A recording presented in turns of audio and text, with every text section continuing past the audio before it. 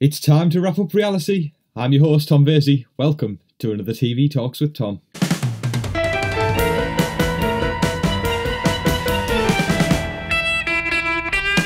Well, this is exciting, isn't it? It's the third episode, and I can't tell you how happy I am. I'm loving doing these uploads, and I hope you're loving them as well, because that's really all I want. I want to make you guys happy when I'm doing and talking about all these TV shows that I know that we all know and love. Just before I continue, I'd like to let everyone know I've got a Twitter now, so you can see updates on there as to when the next videos are coming out, and also little updates just about TV. I'll remind you at the end as well, just so you know. I'll leave the link in the description so you can go drop a follow there.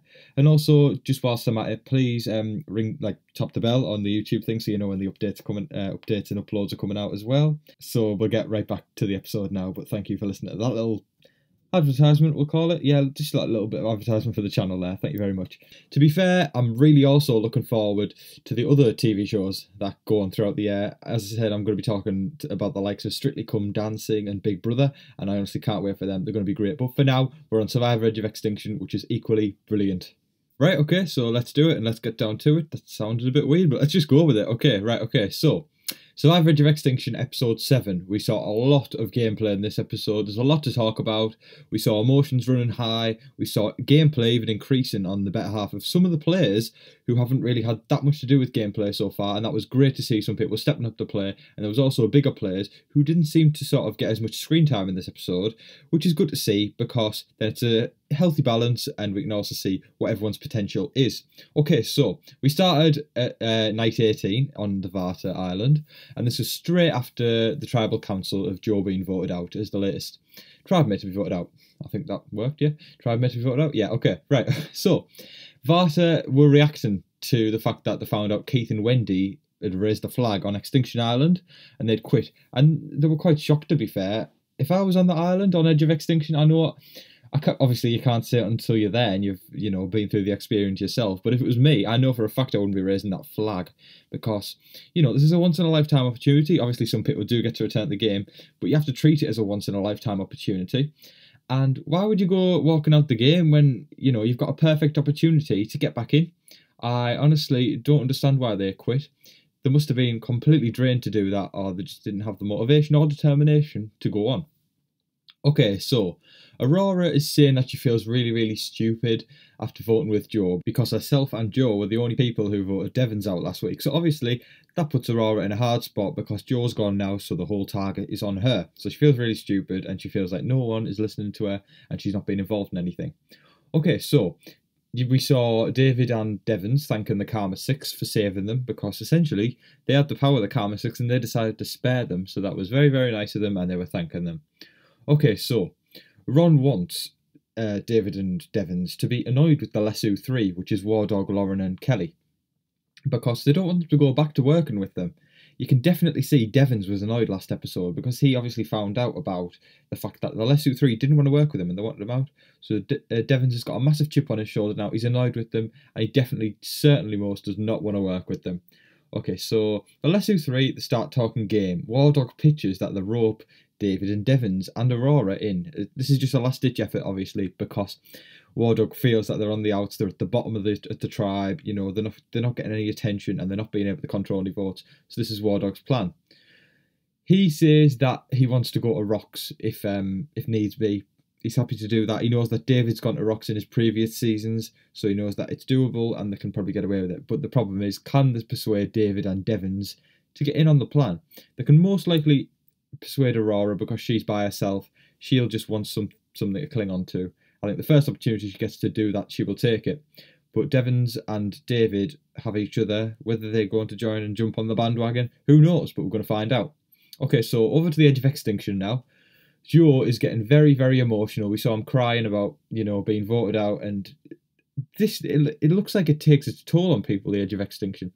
Week after week after week, we're seeing people go there, and it looks so hard. We're seeing people struggle so much.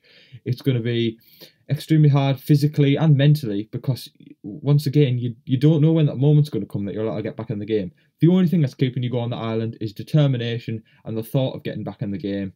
So really, it does take, you got to be really tough to be on that island, and hats off to them for doing that and staying there. Just to remind everyone, the ones on Edge of Extinction Island now are Joe, Aubrey, Reem, and Chris, I believe. I don't think there's any more than that because Devon's got back and Wendy and Keith exited.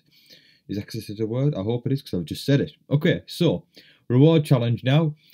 Jeff tells everyone to come in and then he tells us the reward. It's a Chinese takeout. So they're going to be split into 2 teams and the team that wins, obviously, are going to get the Chinese takeout and the others will go back with nothing. Okay, so the rules are 2 from each team jump into the water. So you start on a platform outside in the ocean. There's four members from each team that are stood on this platform, and 2 must jump off into the water and swim to a platform. When they get to this platform, they cross like a balance beam, and then they have to climb a ladder up to a crow's nest. They can only climb this ladder when both of them are across the beam. And then when they get to the top of this ladder, they untie a knot that has puzzle pieces on them, which we'll call puzzle planks. They've got these puzzle planks on, and then once they've untied a knot, they can throw these puzzle planks in the ocean and take them to shore.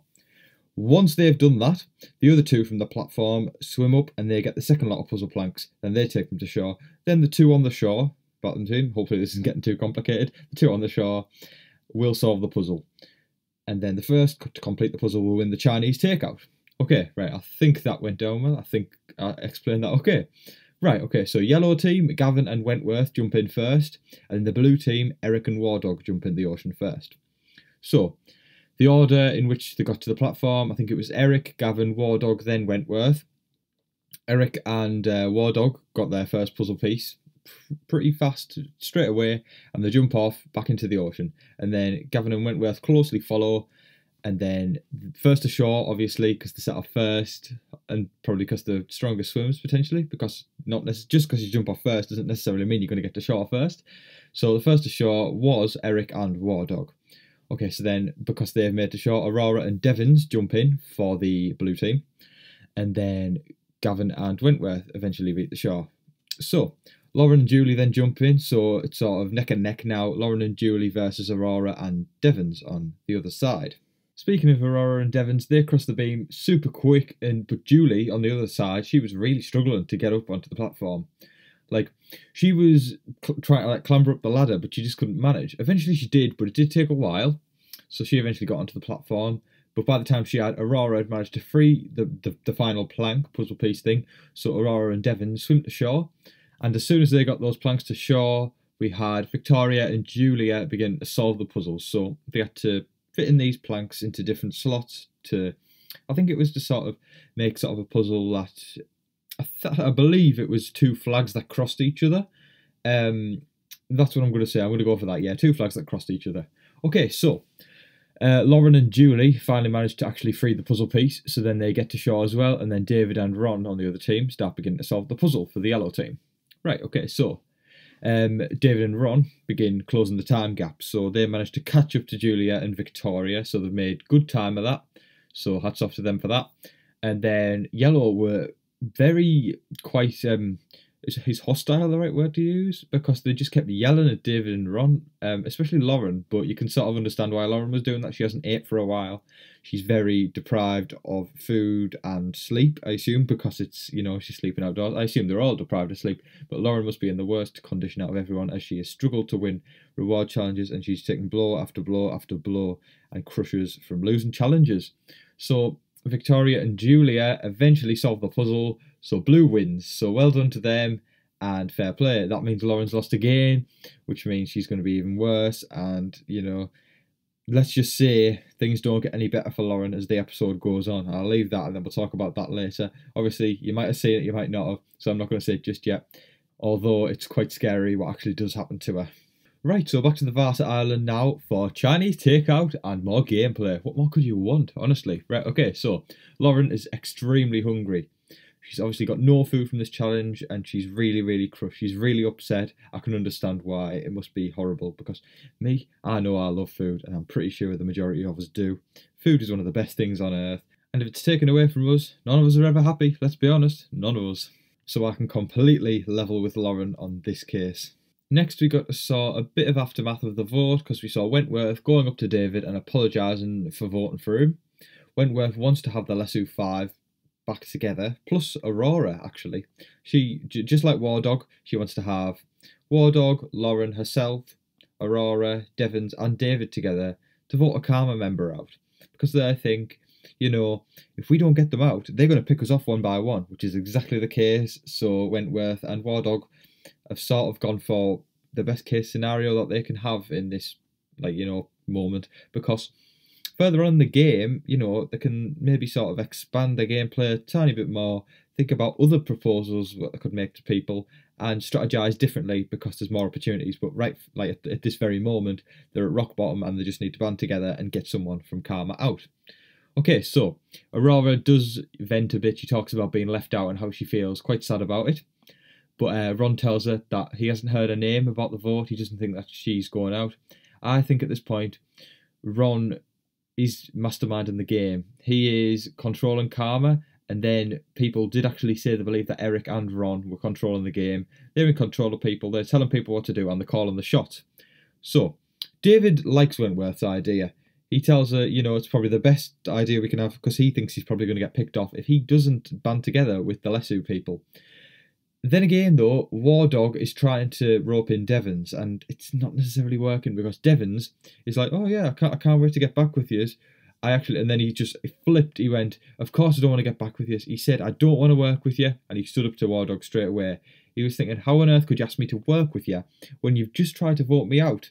I mean, I can see where he's coming from there. Honestly, if somebody just tried to vote me out and then they were just trying to act really, really nice to me and ask me to work with them, I'd just think, do you know what? Do one, mate, because honestly, I wouldn't want to work with you.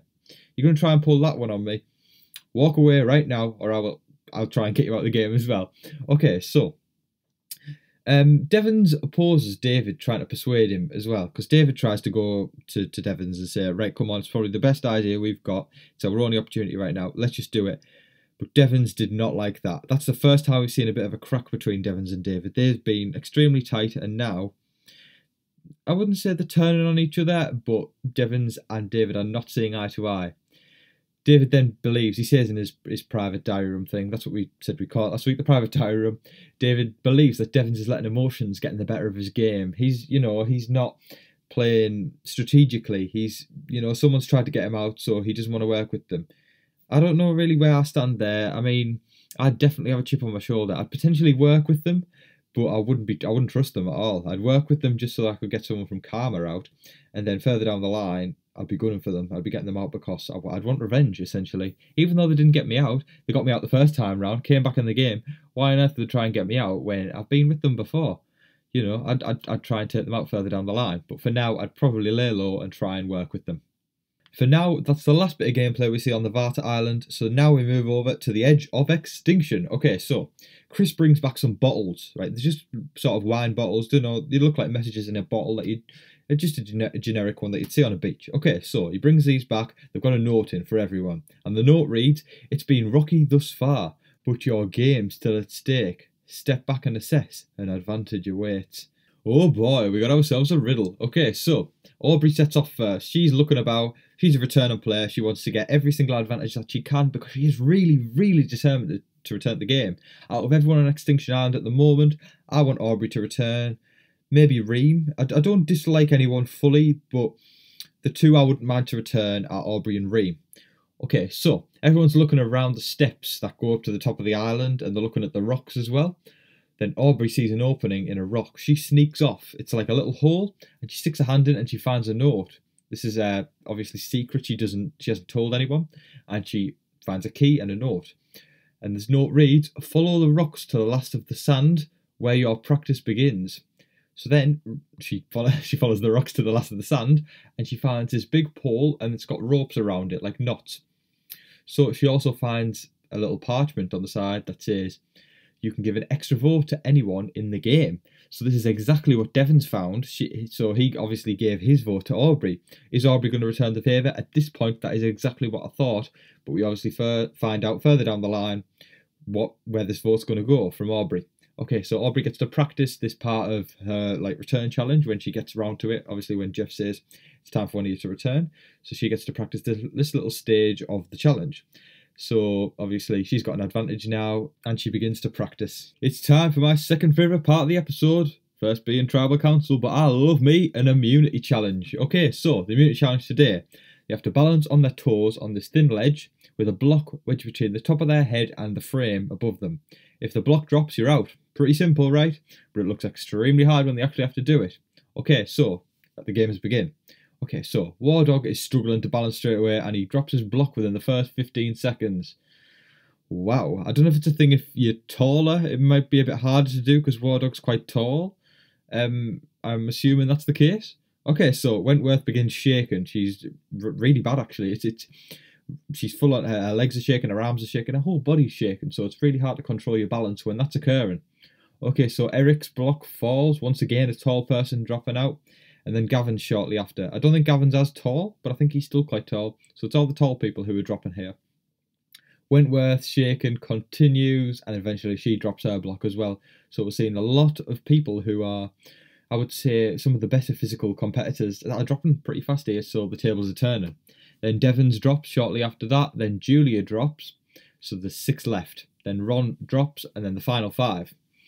So Julie drops after that. So the last 4 are David, Victoria, Aurora, and Lauren. So everyone's looking solid at the moment, and 25 minutes has passed. So this is a while. You know, everything's... those people who are still up there are doing a really good job compared to War Dog, who dropped within the first 15 seconds. So David is obviously the last male tribe mate up there. Victoria is in the zone. She's got her eyes closed and she is not talking to anyone. Aurora is determined to win. She found herself last week, obviously, voting with Joe, and then when Joe got voted out, she is singled out. She is by herself, so she is really, really determined to get that immunity because she could potentially be voted out if she doesn't get this immunity. Lauren, I was shocked she was still up there. She is deprived of food, as I've said before, likely sleep as well, so she must be very, very weak. So she is doing extremely well, and I've got a lot of respect for her for doing that well on this challenge. Okay, so Lauren did say that she is starting to feel dizzy. So she, you know, she was constantly telling Jeff, oh no, I feel dizzy, I can't see anything, right? But she kept powering on like a trooper, which is why I've got an immense amount of respect for Lauren. She's a warrior, and she kept going. David, being the last man up there, eventually drops as well. So now it's the final 3. We've got Lauren, Aurora, and Victoria still up there. But now things take a turn for the worse, and Lauren blacks out and she drops off the frame. Honestly, she hit the deck. Honestly, she flew off with so much force, so she definitely passed out 100%. And honestly, I was shocked, to be fair. She was a trooper to keep going in that immunity challenge to the point where she blacked out. Because I know a lot of people, if they were in that situation, would just jump off. So honestly, that, like Jeff said, Jeff did say to her, it shows signs of a warrior, and I think she did absolutely brilliant to keep going that long. So well done, Lauren. She did an amazing job there. Okay, so whilst Lauren is on the floor and medical have came in and are trying to attend to her, Aurora is trying to negotiate with Victoria, you know, who's going to jump off, and Aurora was saying she really, really wants it. This was really annoying the people who were sat on the side, especially Julie. She was frustrated and she was crying. She was saying she was extremely annoyed for the fact that it sort of seemed like the fact that Aurora was completely ignoring the fact that Lauren was passed out on the floor. The way I saw it was, well, it wasn't Aurora's fault that Lauren passed out, but maybe there was a better time to do negotiations. But you know, obviously it's a mix of emotions from different people, and you can understand different people's views, and you've got to respect them. So Lauren eventually woke up. She says she's fine, but Julie was still getting very annoyed with Aurora. She didn't like the way she was going on. She thought it was disrespectful, and she thought it was just uncalled for.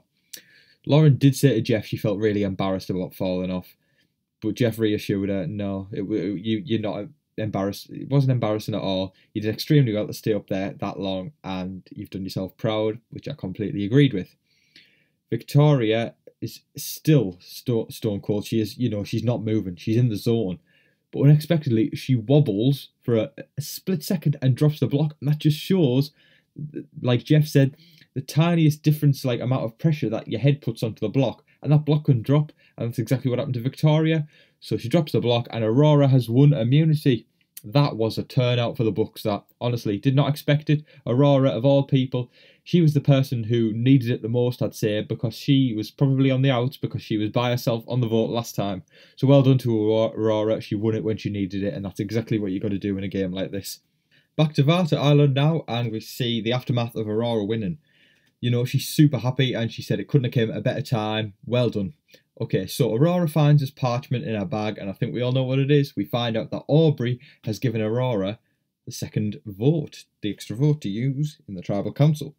Okay, so I think, well, I don't know, because the fact that Devons gave Aubrey the extra vote last time, maybe I thought Aubrey would have returned the favour, because I think she would have found out that it was Devons who gave her the vote when she went to Extinction Island with Devons.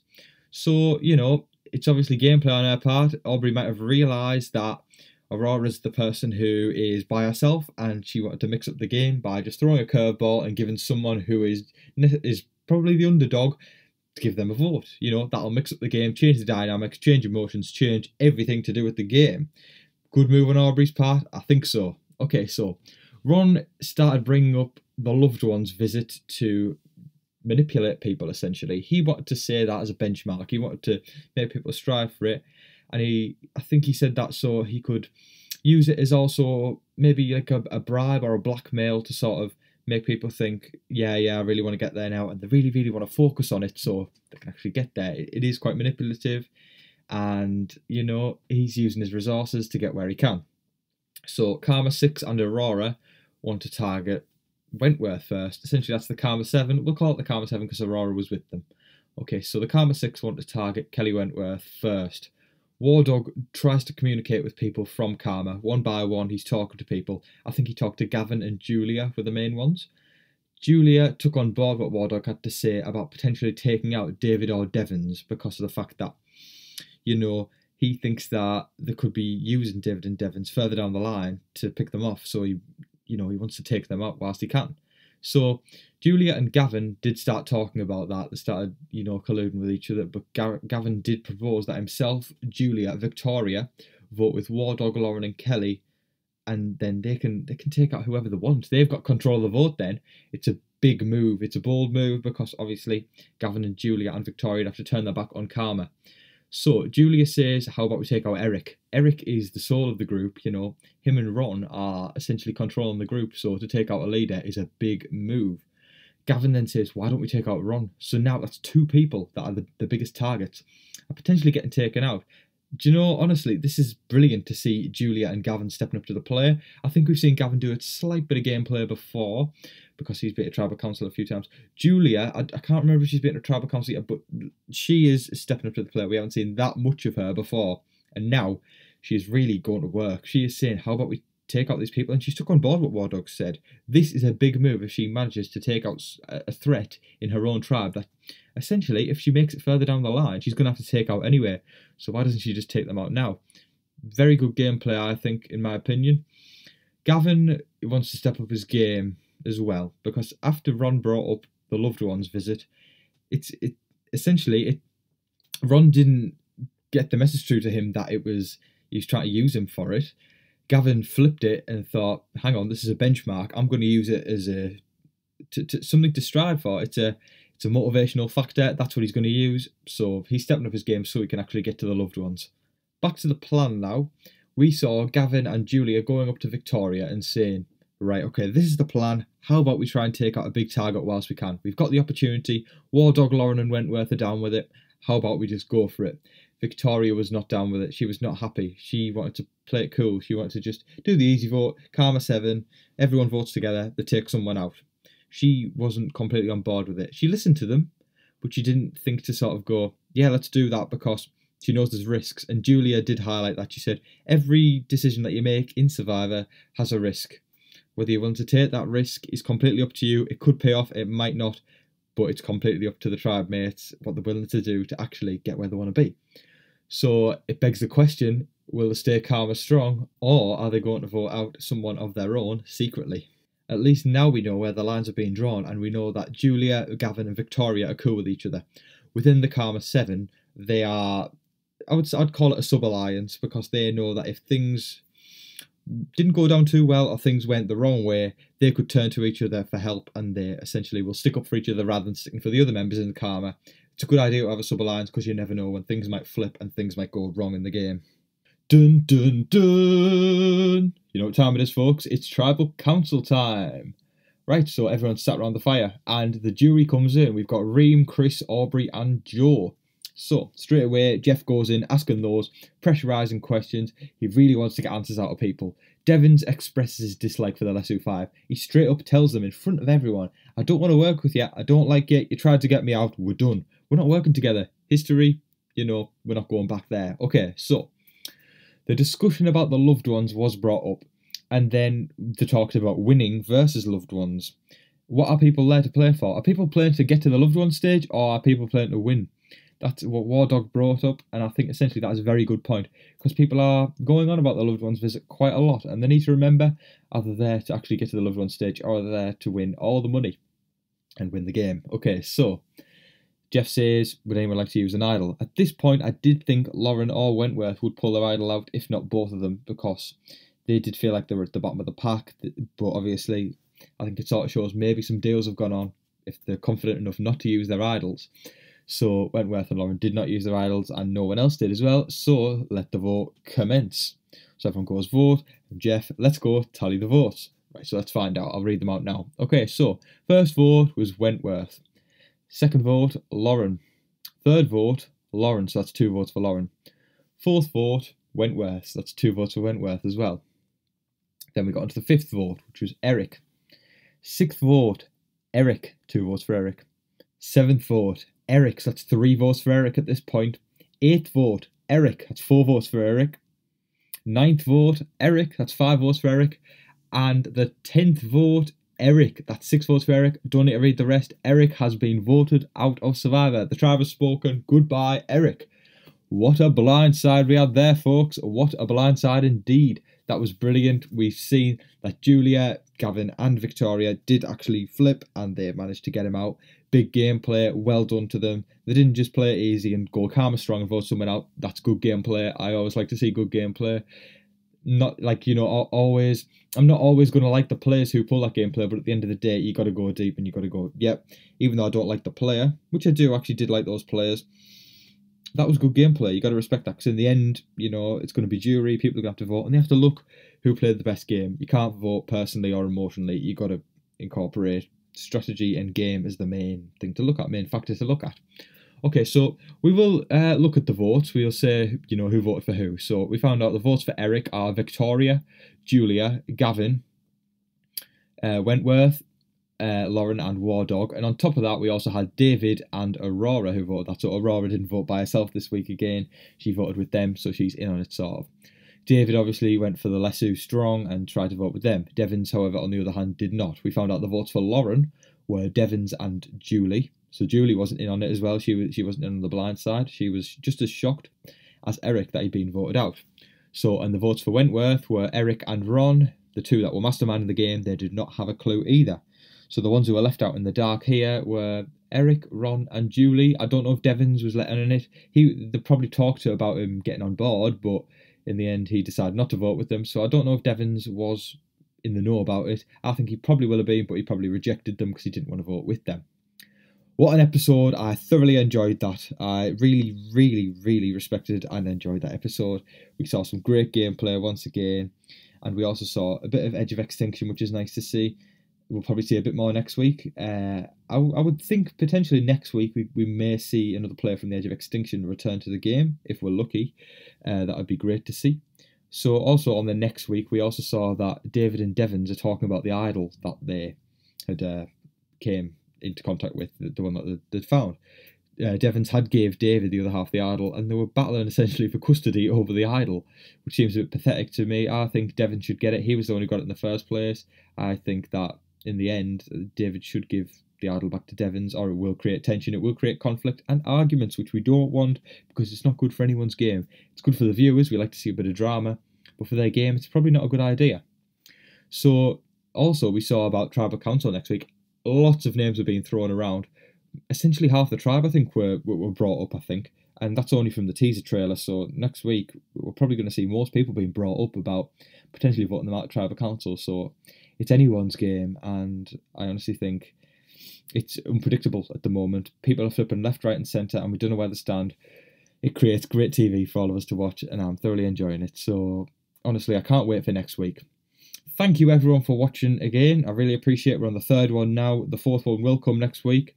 This is slowly building. I'm building up this channel really, really slowly, but we're going to get there eventually. Thank you to those who have been here from the first episode and have continued to watch throughout. Thank you to new viewers. Thank you to everyone who has just been involved in this video. I really appreciate it. I have now got a Twitter account as well, so I'll put that right in the description, so you can go down there, follow, and you can see updates as to when the next videos will be out, and just little TV updates as well that I may keep on top of. Thank you for watching, everyone. I'm saying all the cliche stuff now, as I always do. Please subscribe, please like, and please comment. I haven't seen any comments yet. I really want to see everyone's discussion, and I really want to see people talking to each other about the game. Obviously, it's early days to maybe do that, but I'd like to see eventually people starting to talk in the comments, which would be absolutely brilliant. Okay, so please share, please like. I've said it all already. Thank you very much for listening. I've been your host, Tom Vasey. Good night.